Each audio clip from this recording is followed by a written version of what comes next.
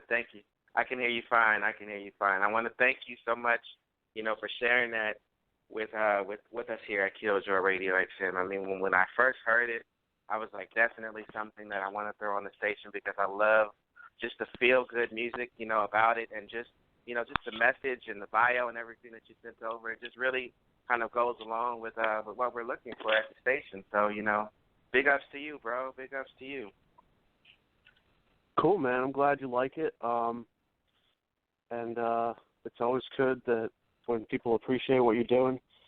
Been working pretty hard at this for about a year now, trying to get this solo stuff together. So glad it's being well received. Okay. Now I noticed, that you are interested in making music, which kind of, answer questions on how relationships work and the roads that people take to get to where they are. What kind of made you focus on that angle? Partially it's probably a lot of my influences. I grew up listening to a lot of like 90s alternative bands, and that seemed to be a pretty big focus of them, and I kind of related to a lot of their music. And when I started writing about stuff, that seemed to be where my focus was a lot of the relationships I was dealing with, between, family relationships, relationships with the women in my life, friends, and gaining friends and losing friends over the years, due to various things. So it just kind of became like a real central point of my writing, and yeah. Okay. Now, so far, as you just stated, you've only been doing music, for about a year or so. How have you seen your career, kind of progress during that 12 months? Well, I mean, I was in bands before. This is just kind of like I came out being in a band, and we had worked. I was in this band for about 3 years, and we put out an album, and like when we put out the album, that was like our last thing that we did together. And I learned a lot from being in bands, and that kind of helped me. That after doing that, because I've been playing in bands for about 5 or 6 years, but after that band ended, I felt like I was in a place where I was comfortable doing it on my own and kind of handling everything myself and being at the forefront and just kind of carrying all the weight that comes with, trying to get your music out there at the level that I'm at. Which is pretty small right now. But over the past year, it's mostly just been preparation. I've been preparing for a pretty big plan of releasing my music over the next couple years that I think is going to be really cool. It's going to be kind of like hopefully a snowball effect of just kind of building up new fans and listeners and reaching more and more people.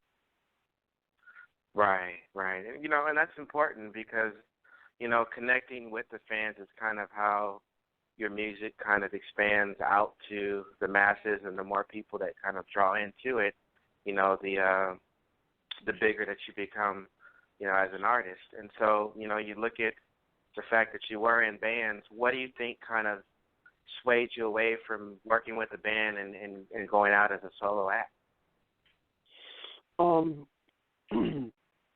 Part of it is I feel like I worked with a lot of people that want to get like to a place where they feel like they're successful in music, but they don't really want to do the work that comes with it.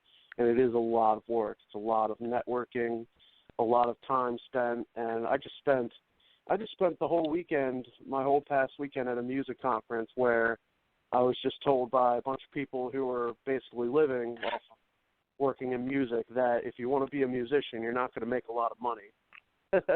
So that was pretty interesting, but I'm okay with that if I'm getting my music in front of people's ears. But I think there's a lot of people that don't understand how difficult it is these days, unless you're multi-platinum selling artist. You got to really be willing to go that far to get your music heard. and I just felt like I was okay handling that on my own instead of trying to find another group of people and like that's the other thing, you know, if you're going to be one of the guys in the band that's working real hard, you don't want to surround yourself with people that are just there for the ride, you know. You want to be working with people who are going to put their time and effort into it. And I think not that I have anything against my former bandmates, but it's just I kind of felt like I was in a place where I was ready to do that on my own. Right. I mean, you know, and that's an interesting point because when you come into the music industry, everybody has their own interpretations. They have their own, you know, work ethic of how they want to achieve and pursue their dreams and their goals. And sometimes when you're working with a group, if everybody's not working at the same pace, it feels like you're carrying more of the load than some of the other people, or you're prioritizing more things than some of the other, you know, bandmates may be doing. So I can definitely understand, you know, the shift to wanting to do it yourself because it gives you more leverage or more focus on your career. And, you know, and parlaying into that, where do you feel like you want Will Sims to go in the next 4 to 5 years or maybe even 20 years down the line? Where do you see yourself going? Oh, dude, I want to be selling out arenas. No problem. I'm going to do it. Like obviously, that's my goal. I grew up watching bands like U2 and like, you know, watching like Zeppelin DVDs and I mean, I have a whole case of a whole shelf of DVDs here, and nothing is cooler than me than being on stage and having just thousands of people singing your songs back to you, and that would be the ultimate success for me, would be to reach that level. But as far as like shorter term goal things, I've got a really cool business plan for the next couple of years. In the past year, you know, I probably recorded close to 20, 25 songs maybe, and next month I'm going to drop my first CD, and basically every month I'm going to release a new song, you know, kind of like leading up to a new CD, and then a couple months after to promote the CD, and then at the end of that 6-month plan, I start releasing new songs for the next CD, leading up to that release, and then a couple months after. And I've got enough music now to release a CD every 6 months for the next 2.5 years. So. Oh damn! You've been working. I've been putting some time and money into this, and like I know that's the hardest thing for like a local acts to do, because I've seen so many great artists in the Baltimore area, like that can put out like a great song, but like because it's up to the 4 people in the band or the 5 people, you got to kind of like align everyone's schedules. Everyone's got to be able to put in an equal amount of money, and it kind of holds up the process a lot. And you know, it takes them a lot longer to put out that content, and it's hard to keep people interested and focused on what you're doing. So that was kind of why I just kind of waited until I was ready to do this before I really started putting myself out there. Right. Now, for those of, you know, our listeners that are listening and tuning now, or those aspiring artists, how hard is it to really kind of put yourself in the public eye, you know, doing alternative rock? I mean, I've talked to hip-hop artists, and that seems like a really competitive field. I've also heard from R&B artists that can be crazy, even the gospel arena, you know. So as doing alternative rock, what are some of the obstacles that you have to kind of overcome to really immerse yourself into the public eye? Well,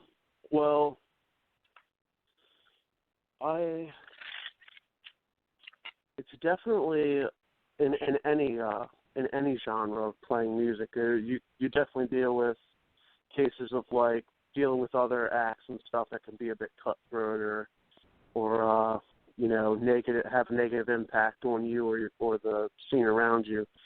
I've been lucky enough that I've been working in the scene. Like I do lighting for bands. I've worked as a loader for like shows and stuff. I've done a lot of stuff in my scene to be connected and networked with a lot of people, and that's really helped, I think, with like kind of being known in the area, kind of starting out. Like everyone already knows who I am, so it's just a matter of getting people to come out and see me. As far as like reaching out to new people, it's really just a matter of like doing a lot of research as to what's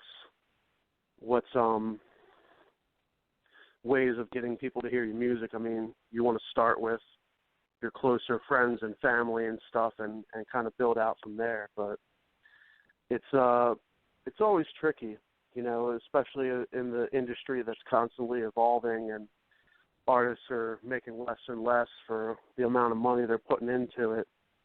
It's just a matter of just kind of working hard and staying at it, and trying new things to kind of get yourself out there in front of people's eyes. Right. Now, have you ever been in a situation where you just feel like maybe music isn't for me, and you want to, you took breaks from it, or has it just been something that you've constantly been pushing through despite the obstacles that you had to overcome? I picked up a guitar my senior year of high school, and I played it nonstop.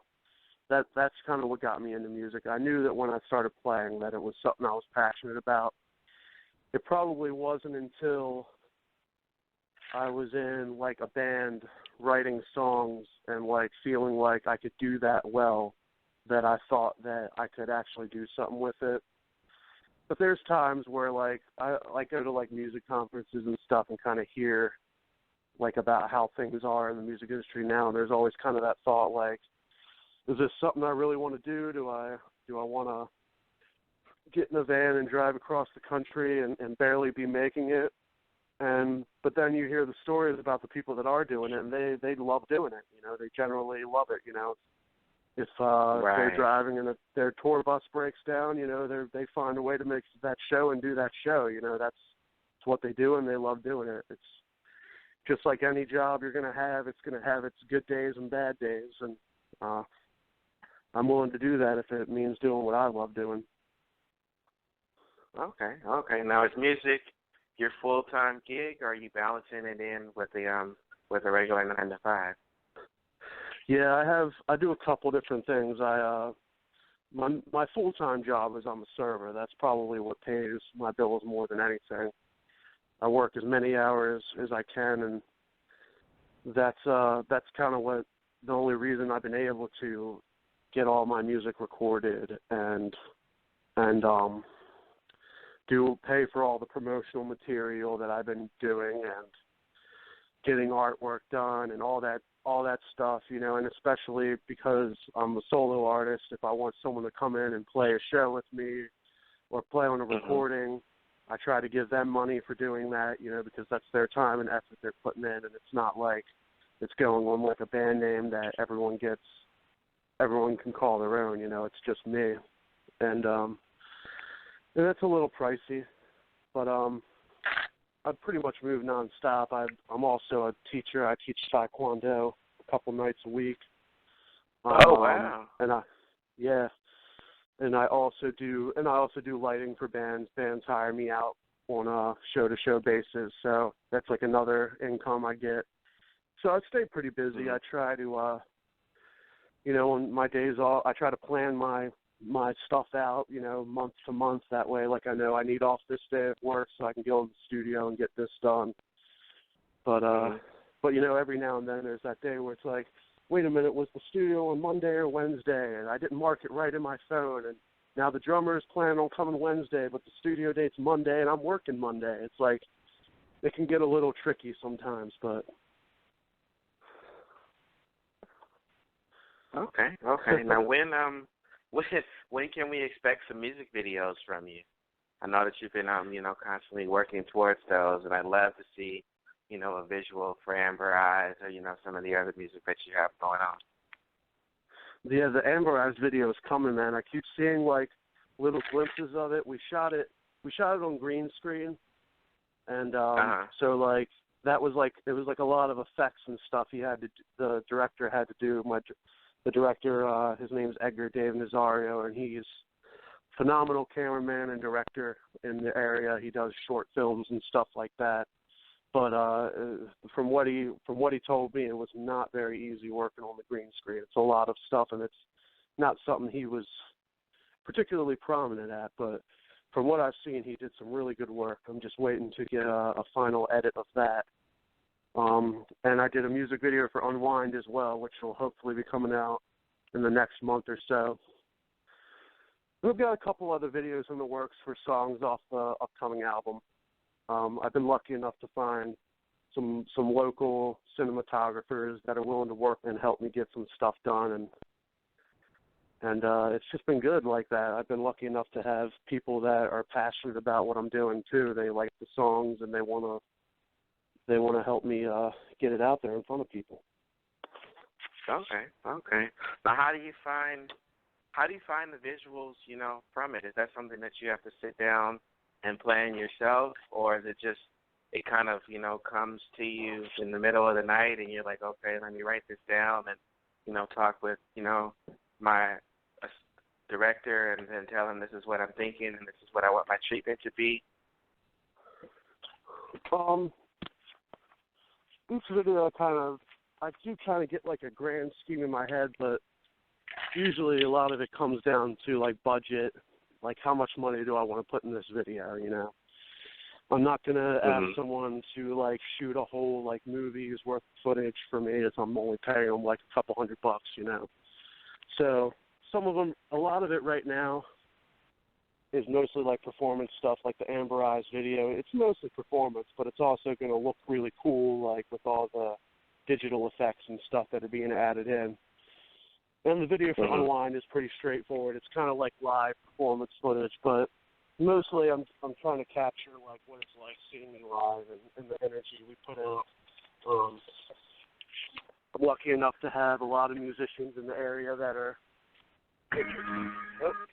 interested in playing my music, so they're willing to learn my songs and come out and put on a good show and really make it something special.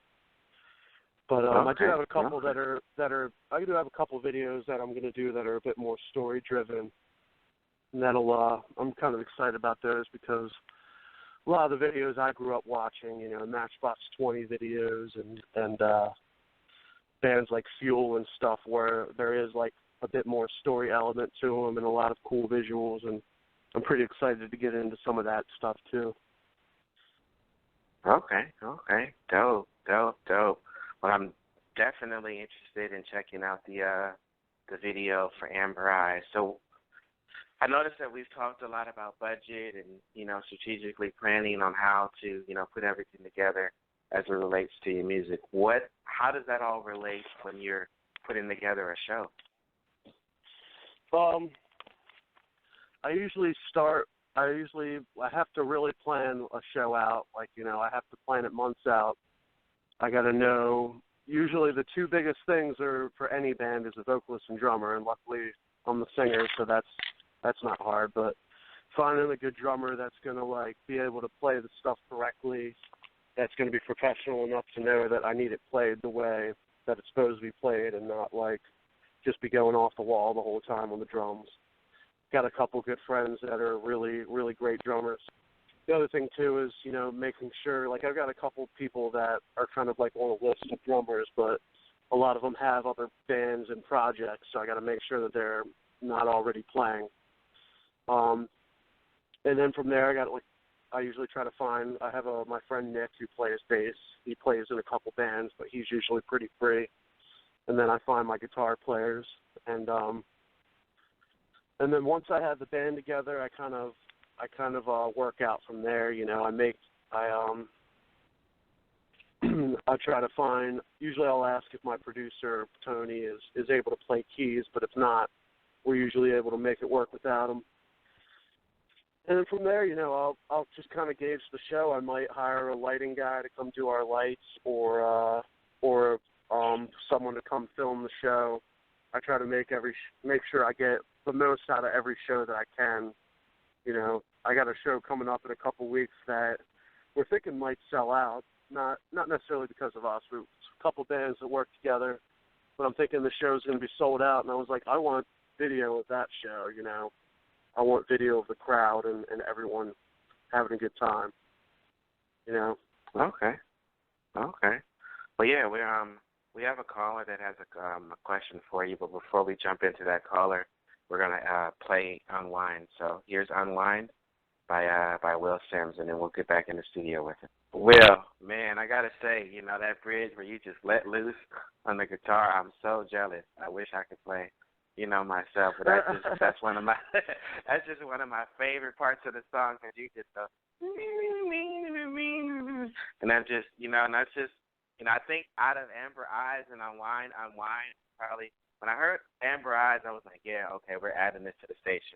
But then I heard Unwind, and I was like, man, this has kind of got, you know, like the alternative rock, but it's kind of also kind of got like a reggae-style type of feel as well, too. And it's just such a universal track, you know. I mean, I just can't wait to see where your career is going to go, bro. Well, first of all, I don't play all the instruments on my song. That particular guitar solo is played by Ben Kolakowski. He's a phenomenal guitar player. He plays in a bunch of bands in the area. He plays all kinds of styles, too. He plays bluegrass.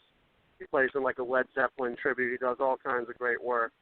And I'm lucky enough to have him play on that song and a couple other songs. I do play a lot of instruments. There's some songs where I do play most of the instruments. And you know, obviously I sing on all of them, but in some cases, if I feel like a song needs something beyond what I'm capable of, I do bring in somebody who can bring that out of the song. So, and I almost always have a drummer come in and play. I can play drums, but not as good as like a drummer can play drums. So I almost always have someone come in and play drums, and that really helps bring these songs to life, I think.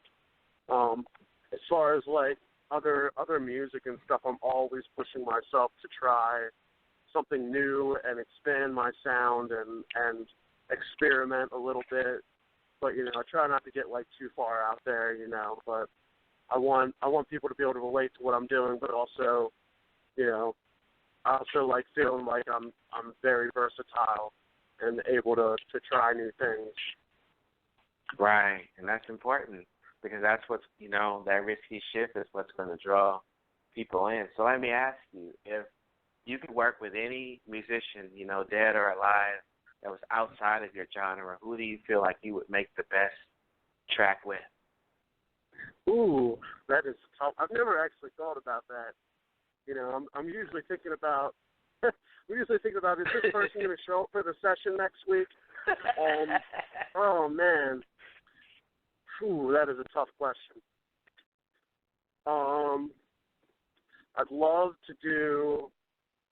I've always wanted to do a song with, like, a rapper, like just rapping on a song, you know. I feel like I've got some songs with some good grooves. I've had friends that have talked about it over the years. I'm not, like, a huge hip-hop guy. Like I would love to have, like, Eminem on a song, just, like, going off. Or, like, Jay-Z. I know Jay-Z does a lot of stuff with bands. If it was like someone in like more like a band type genre, like alive or dead, maybe like I'd love to have like Bob Marley on a song, just doing like his Bob Marley thing, you know, when he's just kind of like ad-libbing on a song. That to me is like ultra cool. Or maybe like a song with like Deadmau5 where it's just like kind of like a dancey type song. I know. That or like Skrillex. You know, I like when bands like really think outside the box and try something like that. Like when Korn did that song with Skrillex, you know, I've never been like a huge Korn fan, and I like their songs I hear on the radio, but I was like, okay, nice, you know, they're really like trying something new there, you know. And I'm always open to that. I always think it's cool when bands do that. Right, I do too. You know, I like that Jay-Z and Linkin Park. I also like when Nelly jumped out. I think it was with Tim McGraw, and he made that track as well too. Because, like you said, that's where the magic comes in when you're thinking outside of the box and you're putting two people together from two walks of life that probably would never even interchange conversation, but they make a great track. Yeah. So that to me, I could definitely hear like you with Bob Marley. There was someone from work. They heard that they heard Unwind, and they brought me like a CD as like it was Mariah Carey and one of the Marleys. I don't know which Marley, but it was like a song they had done together, and I was like, okay, I kind of, I kind of liked that. It was just something simple, and I thought it was cool, and like I said, it's just the cool thing about being a musician is getting to work with people and create something new, something that's never been heard before, or just something that you wouldn't expect. I really want to get that new Iggy Pop album that's got Queens of the Stone Age on it, or Josh Homme on it. Like I think that's a really cool. I think that's a really cool matchup. Yeah, I do too. So how were you affected at all, by Prince, finding out that Prince passed away? Yeah, I was super bummed. I think the one that hit me the hardest was Glenn Frey, because like as far as like songs that have connected with me goes, he wrote the most. But I was super bummed when I found out Prince died. He was like one of those guys like I really wanted to see. Like I was like, dude, the next time they come to town, I'm going to see him. I don't care. I'm going to see him. I was lucky enough to see the Eagles, but Prince was definitely one that I was really excited to see, and I'm super bummed that I won't get to see it. Still to this day, my favorite halftime show. Halftime show I was definitely down too. Yeah, he had a really, really great halftime show, and that's what I kept telling myself. Like, it was on my bucket list. I'm going to see Prince. I'm going to go see, and watch him perform my favorite song, Raspberry Beret and Diamonds and Pearls. And then just to hear that he passed away at 57, was just crazy. Just crazy. But at the same token, he left us with a lot of great music to, kind of reminisce upon and think about. And that just bridges me into my next question with you. How do you feel like you're going to contribute to having timeless music? The biggest thing to me is having songs that connect with people. I think there's a lot of these pop songs on the radio are about like partying and stuff, but that's not stuff that people end up like. You might remember like a time you partied when you were younger, but at the end of the day, it's like you remember like the relationships you've had and how people are going to remember you, your legacy, stuff like that is what's really important to people, throughout their lives. And at the end of their life, that's what people think about. I wish I'd done this better. I wish I'd have said this to this person. And that's like the kind of stuff I think about when I'm writing, There's a song I'm going to be putting out soon called Will You Remember? And the whole song is really just about like a relationship that's ended, and you just wonder like if it really meant anything to the other person. Like, are they going to remember the things you did? Are they going to remember the things you said to them? Like, did any of that stuff really mean anything to them? And that to me is like a really powerful thought, I do, because we all live in regret, and wonder, and live in the woulda, coulda, shoulda, as people say. And so, I think that's a really interesting concept that you've, been able to put that into a song, and I'm definitely looking forward, to hearing it. I say it with strong, values. I'm definitely a fan, Will. I'm definitely a fan. I'm feeling, the whole vibe. I'm loving the Amber Eyes. I'm loving the Unwind. I'm wishing that the next time that you have a new track that you want to debut, that you'd definitely consider, featuring it on Killjoy Radio XM, because I love the image that you're pursuing and that you're portraying, but I also love just the fact that you're making real music that people can relate to, and that's to me, that's what makes timeless music. Well, thanks, man. I appreciate it, and I appreciate you having me on. Okay. So we have a caller out to 424 that has a question for you. Let's see if we can get them live. Caller, are you there? Yes, I'm here. Okay, what's your question for Will? My question is, which relationship would you say affected your music the most? Like, you knew you couldn't be with that person anymore. It was like, this bitch is crazy. I love her to death, but I got to let her go. And did you write a song about it?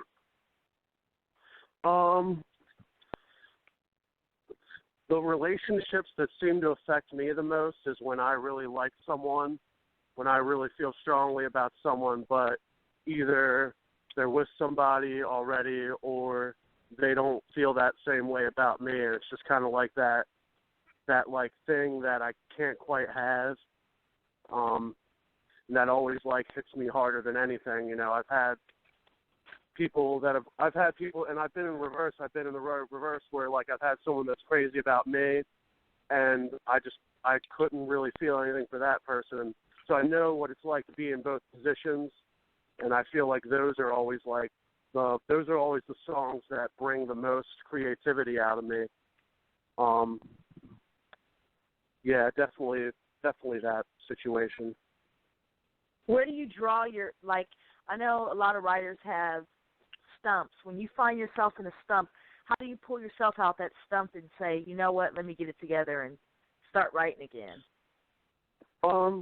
I've never been in a position where I felt like I was trying to write something and I just couldn't write it.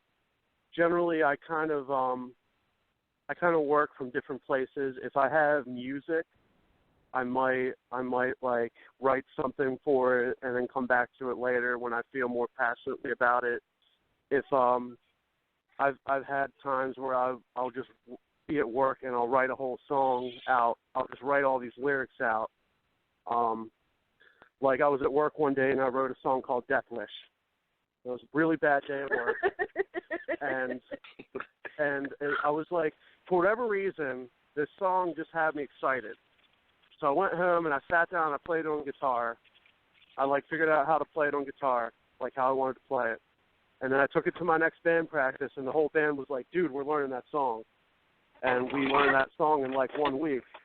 And it was just crazy how like it kind of came out of me like that. It was a really bad week. And, you know, sometimes those darkest times are when you just come up with something that's so great. And I'm very lucky that I have this outlet for like my you know, negativity and my pain and all that stuff. I can just kind of put it out there and say, you know, this was me at my darkest time and this is kind of how I overcame it. Okay, that's cool. Well, thank you for putting your music out there. It sounds great. No problem. Thank you. Okay, thanks for calling in, caller. So, Will, it's definitely been a pleasure, you know, talking with you, learning more about, you know, the musician behind the music. Where can our fans and our listeners find you online? I would just say go to my website. I'm at www.whoiswillsims.com, and that's all of my social media extensions are Who Is Will Sims. And that kind of just makes it easy for everyone to find me that way. If no matter where you're at, if you're just on like Twitter or whatever, all my handles are the same. Okay, cool. Who is Will Sims? Do you have any upcoming shows that you want to let everybody know about that they could possibly attend?